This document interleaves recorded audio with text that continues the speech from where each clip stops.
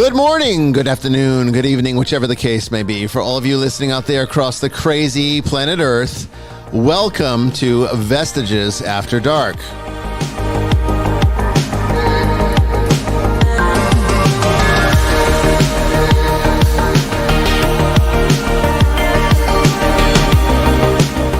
And I am your host, Bishop Bryan Willett, coming to you live from the deep woods of Western Georgia on this October 25th, 2022.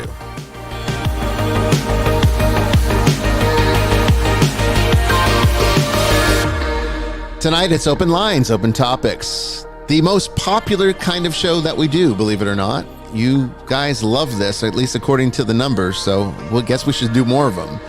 But tonight, the show's all about you. And this is the show where you can ask all of your religious, spiritual, paranormal, esoteric, metaphysical, occult questions. And sometimes we even get into mundane topics too. There's no limits tonight. We take questions from the chat room. We take questions from callers. You tell us what you want to know about, and we'll talk about it. Don't go away.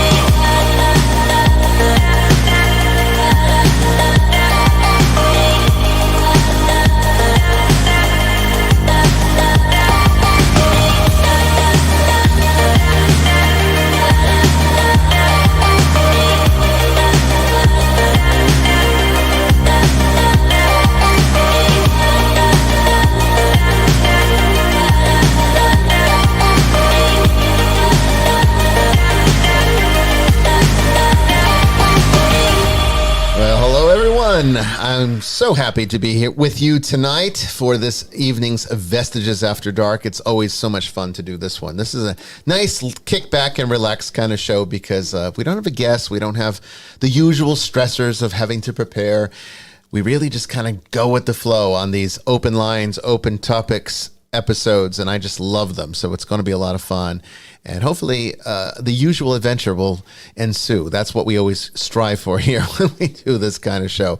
And I thought it'd be kind of good to get us started off with with two questions from the ether tonight. So we're going to do two of them, two that I think are kind of important for the average person, something that the average person who's thinking about spirituality or the Christian life might have these questions. It's a common question that comes up, or both of them are common questions that come up.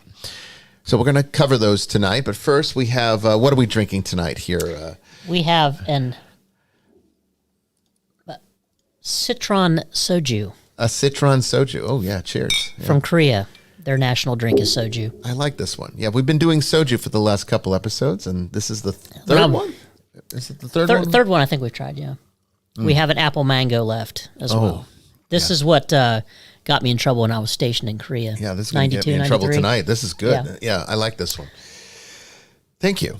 That was very good. Courtesy of Jamie Wolfe. It's a little gift she brought over, and we're going to enjoy that through the evening with also some water as well. We also have, I want to just mention this because we are simulcasting again. We went back to simulcasting, and we're noticing that we're getting this keyframe frequency error. And I am not seeing a problem with it, but ever since I tweaked the settings to what was, I guess, the correct settings to have for the type of speed internet that this location provides, and we have the best that this location provides, I can assure you of that. It's just not that good. Now, since we've been simulcasting again, now we're seeing this new error. So that's telling me that any issues that we're having is coming from the simulcaster. And since that's a premium service and we pay for that one, I'm kind of inclined, I have to say, to maybe discontinue simulcasting if this continues. So you tell me tonight if there's any buffering issues, if there's any quality issues with audio or video, anything. Obviously, for those of you who are listening on the audio-only version for the podcast, on Spotify and iHeartRadio and Spreaker, all of those, it doesn't apply to you. That is usually a standard quality that never has any issue with the audio only. It's only the video version that seems to have problems, and that's the one that gets simulcasted out to YouTube, Facebook, Twitter, Twitch, all of those. So let me know, okay, throughout the broadcast. Let me know in the chat if you're seeing buffering issues or if you're seeing problems. Even if I don't notice it while I'm on the air, I will go back and check the chat and see if there were issues and go back to the timestamp so that I can see when it happened. And that's going to tell me whether or not simulcasting is a viable thing to do with the current internet that we have. Because honestly, we did very well last week, just streaming to YouTube directly. And I would rather have a consistent broadcast every time and just be on one channel than be on multiple channels and have to constantly keep creating new files and having to, do part 1, part 2 in the archive. It's just a big mess. And YouTube took away the ability to be able to go back and combine videos. You can't do that anymore. Used to be able to do that. Now you can't. So you have to really kind of download them, put them into some kind of video editor, then re-upload them. I don't want to do all that. So let me know, okay? But right now it's showing that there's a keyframe frequency error, and I'm not seeing any change to the quality, so I'm not going to worry about it, but it's saying that there's a problem. You tell me if there's a problem, but right now I'm not seeing it. Okay, so let's get started with tonight's show, and I think these are going to get us really, this is going to lift us off to our topics tonight. It might end up being kind of more of a theological show, honestly, because there's some interesting questions that came up this week. And actually, there's been a lot of questions this week.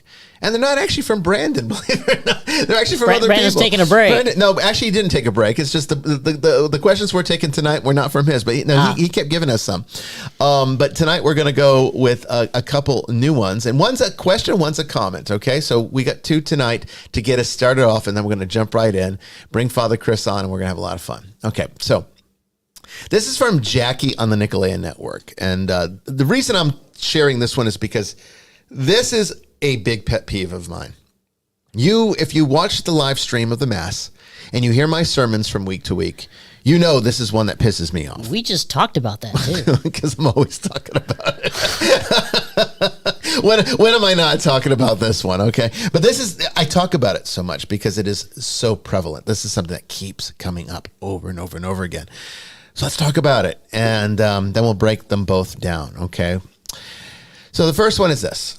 This is the question from Jackie on the Nicolaitan Network. She writes, I just read something so upsetting. A young woman was telling everyone that they can pretty much do what they want and go to heaven because Jesus has already paid for their sins, and if they go to hell, it's their own fault for not believing in Jesus. That you can go to prison and get away with anything as long as you believe Jesus Christ is your Savior. Other than that, cuss, drink, go to prison, or whatever, because as long as you believe, you will go to heaven. That's the price of our sins, that the price of our sins has been paid. I know this is wrong, but how do I explain it to her and her friends and just people in general who believe her? Okay, so first, before I give you my response, because I did give a written response that I will read here on the Nicolaitan Network, but before I mention that, I'm just going to put a little caveat in here. I didn't put it on the network, but I'm going to mention it now. Cussing and drinking and going to prison does not guarantee going to hell. These are not things that... Two out of 3 I'm guilty of. I know. Pretty much on the daily. Same here. Same here. Cussing is not what sends you to hell. Cussing is not even a sin. What is a sin is abusive language. What is a sin is being hostile and violent in your words. I mean, just being surprised and being like, oh shit, that's not a sin. Okay, because the intent, it's not to harm anyone. You're not harming anyone. Who are you harming by doing that? I mean, it's just kind of a natural response that most of us have. You hear these words and they come up in your head and, it's kind of an emotional reaction. It's a way of verbalizing in some kind of way that tells everyone else that something serious is going on. Because if you say, oh, fudge, no one's going to take that seriously. You sound like an idiot when you do that. Okay? So if you want to convey in our modern era a message that evokes the emotion that you're feeling, you're going to have to use swear words. That's just the way our language works. It's not a sin. What's a sin is being verbally abusive. So yes, if you're using cuss words to abuse someone verbally, that is a sin. That is something that could cause you to end up in hell if you're not repentant, presumably. I mean, it's it could be venial or mortal depending upon how it's used, but that's a story for another day. And the other thing about drinking, no, drinking is not a sin. Okay. Jesus drank wine. We know this. The Eucharist was wine. Okay. Or at least it started out that way before the transubstantiation changed it. Okay. But he drank wine. I mean, he was a Jew. All right. He celebrated the Passover. They drank wine.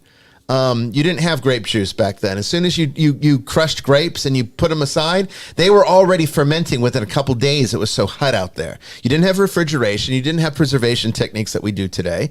So wine was what they had. And actually, alcohol was safer to drink than fresh beverages because, it was somewhat purified by the fact of the fermentation process. Jesus drank. What he didn't do is get drunk. At least because getting intoxicated to the point of where you're causing harm to yourself or others, that's the sin. So let's be clear about this. It's not the action itself. It's partly the intent behind the action and how your spiritual maturity deals with that action. That's what causes the sin. Okay, so that's what you want to keep in mind with this. Okay. But that's kind of outside of the scope of her question because she's actually saying that this person is telling people that they can do anything they want.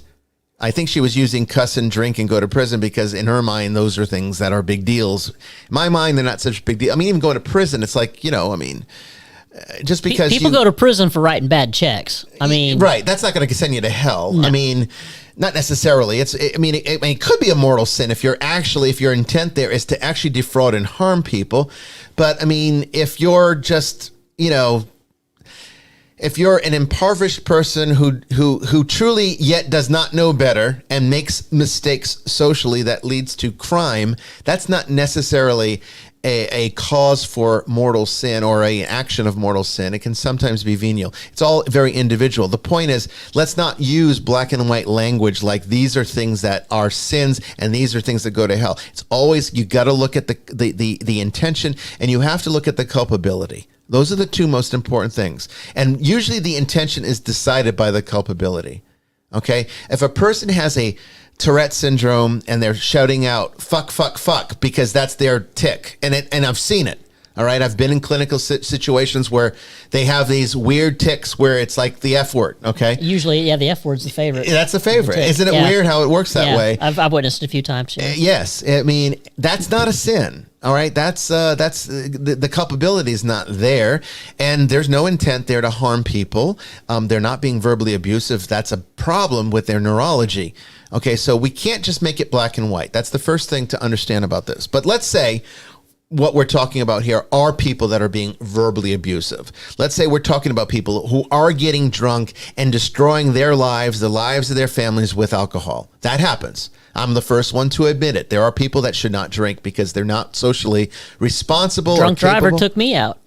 Yeah, exactly. That's a sin. It was his third one, so it wasn't like he had a one and oops. That's the difference. He kept on doing it. That's the difference between my having some soju tonight. This is not a sin because I'm not going to go and get on the road and kill someone after this show. But the person who hit Jamie Wolfe and caused her to die 3 times, thank God she's still with us. I'm a tough little shit. That is a sin. Okay, and that person likely has some culpability for that. Even if there was something else going on, there's still culpability. I mean, everyone should know better about that. Okay. Drinking and driving to that degree, I'm sorry. You should know better. Anyway, I'm getting off on a tangent. So let's say we're talking about people who do intend to cause harm. Let's say we're talking about people who are just doing anything, committing mortal sins left and right, and they think it's okay because Jesus is their savior and he's already done the work and there's nothing left to do. So how she wanted to know, her question ultimately was, I know this is wrong, But how do I explain it to her and her friends and just people in general who believe her? So this is the answer I gave, and let's chat about it a little bit. I said this: you simply explain that Jesus disagrees with her. Ask what that says about her poor understanding of soteriology, and then tell them all to listen to Jesus instead. And then I put, I think, the most important quote here for faith and works is Matthew chapter 7, verse 17 through 23. I'll read it for you. So then, every good tree produces good fruit, and the evil tree produces evil fruit. A good tree is not able to produce evil fruit, and an evil tree is not able to produce good fruit. Every tree which does not produce good fruit shall be cut down and cast into the fire. Therefore, by their fruits you will know them. I don't know how much more clear Jesus can get, but actually he gets more clear. So let's talk about the rest of this. Not all who say to me, Lord, Lord, will enter into the kingdom of heaven, but whoever does the will of my Father who is in heaven, the same shall enter into the kingdom of heaven. Many will say to me in that day, Lord, Lord, did we not prophesy in your name and cast out demons in your name and perform many powerful deeds in your name? And then will I disclose to them, I have never known you. Depart from me, you workers of iniquity. I mean, I don't know how much more clear Jesus needs to get for you. Those of you who think that faith alone is what, matters for at least entering into this state that we call salvation. But I think Jesus makes it pretty clear that works are important. He even uses the word workers at the end in verse 23. And he's even indicating very clearly that even people that do good works with the wrong intentions, or do good works but didn't really have the actual faith that goes with it. See, this is where where you can't have one without the other. Okay? You can't have faith without the works, and you can't have the works without the faith. There are people that don't have faith that do great things, but that's not going to save them. You could be the greatest person on earth. You could be saintly in a secular way, but without the faith, there is no salvation in those works, because your works can't merit your salvation. Only the cross can merit your salvation. That's the part that the sola fide gets right, in the sense that it is true that the grace comes from the cross. There's nothing you can do to enhance that experience. But that grace of the cross requires responsibility. That grace of the cross requires you to participate in it. That's the part that we are expected to perform. That's the works part. Okay? But without the faith, so you could honestly say, when James said faith without works is dead, you can also say works without faith is dead. He just didn't go there because that wasn't the message he was trying to achieve, to explain. But if you were to ask James, I guarantee you he would have said, yeah, you're right. Because you can't have one without the other. They are two sides of the same coin. They are the two components to correct soteriology. And even I would say, as an esoteric Christian, I would say gnosis is the third. Because without knowing what you're doing, then you really don't mean it, and you don't really have the intention, and you really don't understand the faith you think you do. So I would say it's not enough to say that you believe in Jesus. You have to know what that means. I would say it's not enough to do good works. You have to know what you're doing when you do good works. I would actually argue that the gnosis is also important too. So I would say there's three components, but the church teaches there's only two. I guess to make it simple, let's go with two for now. But I would say that, when you really break it down, a responsible Christian actually knows what they're doing too. He doesn't just go through the motions, doesn't just say the words, but actually understands it, comprehends it, and lives it. So, no, this person's completely wrong. And Jesus refutes that in the Gospel of Matthew. Now, I know Father Chris must be chopping at the bit right now to get in on this conversation. Plenty of churches that teach this, though. So, Father Chris, before we get to the comment for tonight, I'm going to give you a chance to talk about this one, because I know I can see it. You're just... The vein on his forehead was popping. Yeah. I was looking for the is there a put your hand up button on Zoom. I didn't want to interrupt your flow. I think everything you said is right. I think there's I'm going to do the really annoying thing, which is, you've said lots of things, which actually helps me to say more things. Yeah. So this is to your credit, not mine. Okay. But I think the premise of that proposition, you know, the person that says, you know, you can do whatever you like, because essentially it's based on predestination of the elect. So this is based on a Calvinist understanding model. of, a faith that comes out of Switzerland. You know, everything bad comes out of Switzerland. Even their chocolate assaults your mouth when you try and eat it. You know, Hey. all they make is cuckoo clocks and, you know, They make good Swiss knives. Army knives. You know, Hey, they got a libertarian, you know, system going on somewhat. Oh, I know. No, they've got the best constitution in the world as well. But anyway, you know, I'd love to see the Swiss Army with those knives. You know, I mean, what do they do? You know, present bottle opener. You know, present thing to get stones out of horses' hooves. You know, who knows? Anyway, but I don't think much of Calvinism. No. But actually, here's the pithy bit. Okay. That proposition makes a work out of faith. So what they're saying is, if I have faith, I'm saved by Jesus. Well, what? So you enunciating, I believe Jesus is God in the flesh who died for my sins and rose from the dead. That's what saves you, with nothing else. That's basically the proposition. Right. That makes a work out of faith, because it's a work to say that. Yeah. Yeah, you just did it. So actually, the very people who are saying that, you know, it's all about faith and not works have made a work out of faith. Don't tell them that. In your face. I just did. And you just did. In your face. I don't know. The people that we kind of tend to preach to the choir here, though, unfortunately. So the people that need to hear this don't necessarily tune in for long. Well, they wouldn't listen anyway. Yeah. I mean, and listen, I understand it. I mean, I you know, as I've said on this channel, I entered the church through probably a more Zwinglian, but, you know, a Zwinglian / Calvinist approach. And I get it. I mean, but as soon as you start to unravel it, I mean, if you read the Epistle of James, which of course they wanted to get rid of, the reformers wanted out of the Bible, of course, you know, because it actually preaches directly against what they want to believe. Right.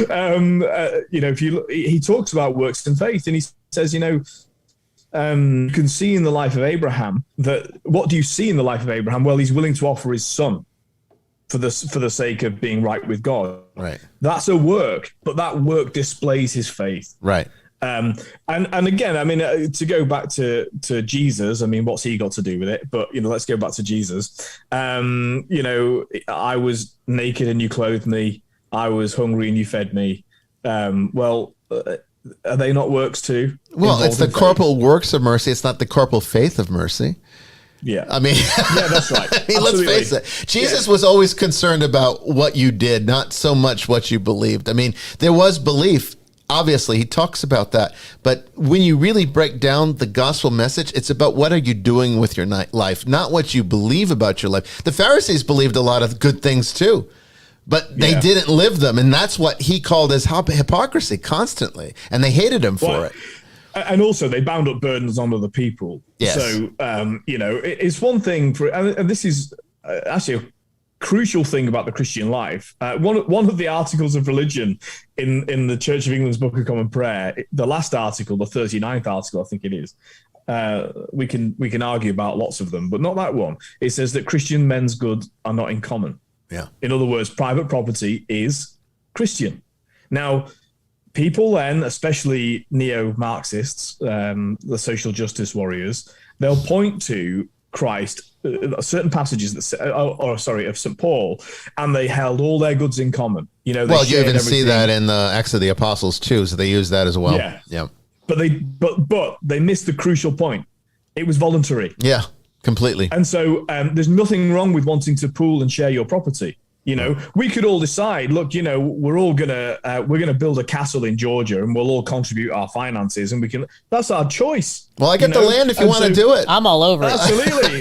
Maybe we should do it. Well, we can drive out those poachers, which I'm going to talk about soon too. So, well, I'm glad you're going to mention those.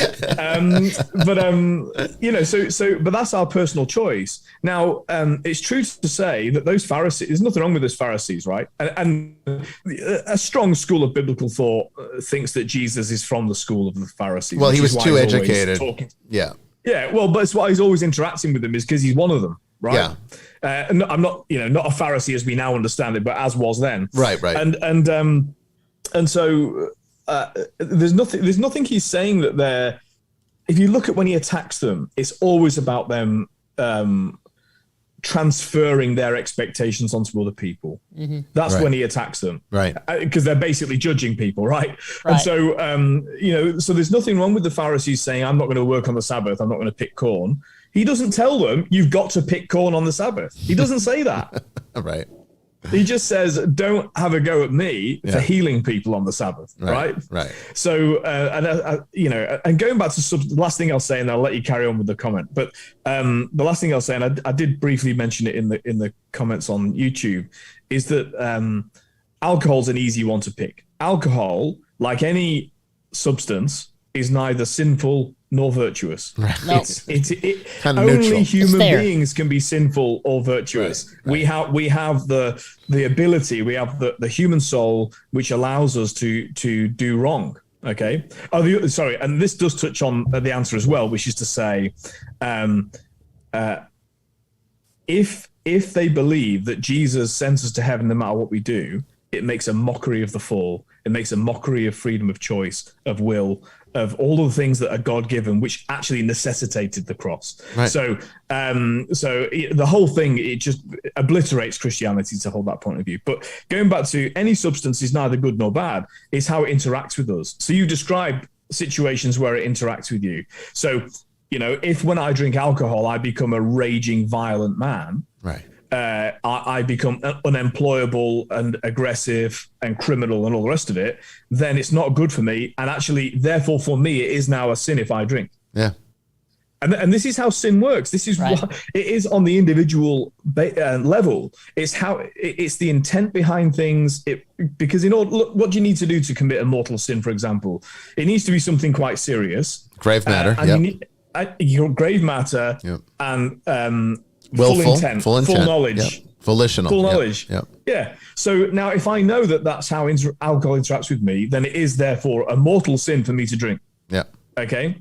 Because that's the risk. Okay. Right. And if that's been like the drink driver third time, no, not for you. Okay. Right. Yeah. But if I'm drinking soju at home, and I quite like soju too. And it was a Netflix show. I was watching. The Fiery Priest. It's a South Korean show. It's a brilliant show. Oh, man, I was looking up now. Absolutely absurd.